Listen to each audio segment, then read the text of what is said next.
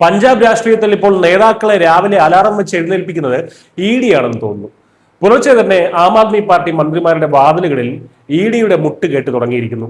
കേന്ദ്ര ഏജൻസികളുടെ തുടർച്ചയായ ഈ റെയ്ഡുകളിൽ പഞ്ചാബിലെ ഭഗവന്ത് മാൻ സർക്കാർ അക്ഷരാർത്ഥത്തിൽ ആടി ഉലയുകയാണ് എന്ന് തന്നെ പറയാം.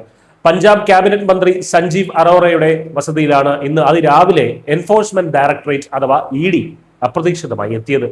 രാവിലെ കൃത്യം 7:25 ചണ്ഡീഗഡ് സെക്ടർ 2 മന്ത്രിയുടെ ഔദ്യോഗിക വസതിയിലേക്ക് ഇ സംഘം ഇരച്ചു കയറുകയായിരുന്നു. വെറുമൊരു സാധാരണ പരിശോധന ആയിരുന്നില്ല ഇത്.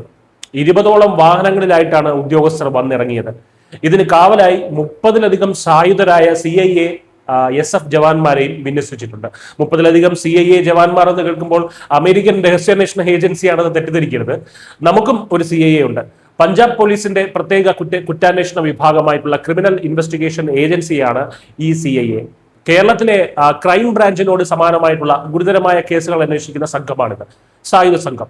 ഇവർക്കൊപ്പം കേന്ദ്ര ഉദ്യോഗസ്ഥർക്ക് കാവലൊരുക്കാൻ എത്തിയ പ്രത്യേക സായുധ സേനകളെയാണ് സെക്യൂരിറ്റി ഫോഴ്സസ് അഥവാ SF എന്ന് ചുരുക്കി വിളിക്കുന്നത്. അതായത് യാതൊരു പഴുതുകളും ഇല്ലാത്ത വൻ പോലീസ് സന്നാഹത്തോടെയാണ് ഇ റെയ്ഡിനെത്തിയെന്ന് സാരം.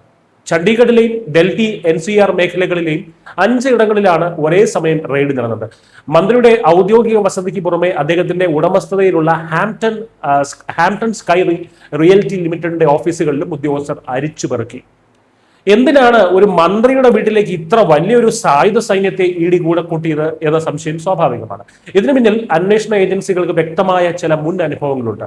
പശ്ചിമ ബംഗാളിലെ സന്ദേശ് ഖാലയിൽ തൃണമൂൽ നേതാവിന്റെ വീട്ടിൽ റെയ്ഡിനെത്തിയ ഇ ഉദ്യോഗസ്ഥർക്ക് നേരെ ഉണ്ടായ ക്രൂരമായ ആൾക്കൂട്ടാക്രമണം അന്വേഷണ ഏജൻസികൾക്ക് വലിയൊരു പാഠമായിരുന്നു.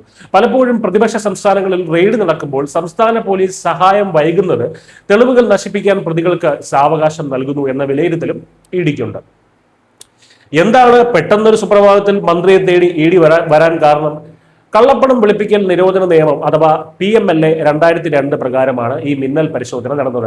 അന്വേഷണ ഏജൻസികൾ നൽകുന്ന വിവരമനുസരിച്ച് വലിയൊരു സാമ്പത്തിക തട്ടിപ്പിന്റെ ചുരുളഴിയുകയാണ്.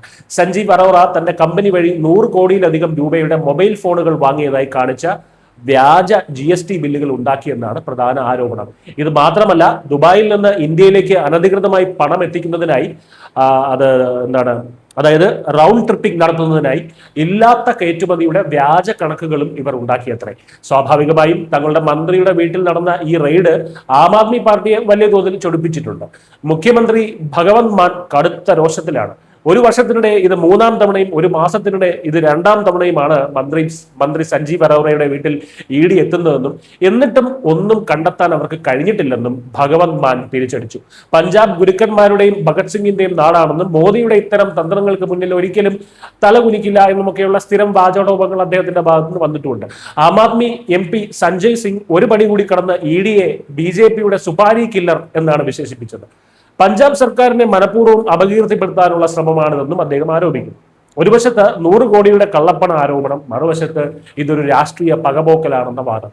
എന്തായാലും ഡൽഹിക്ക് പിന്നാലെ പഞ്ചാബിലും ആം ആദ്മി പാർട്ടിയുടെ അടിവേരിളക്കാൻ തന്നെയാണ് അന്വേഷണ ഏജൻസികളുടെ നീക്കമെന്ന് വ്യക്തം.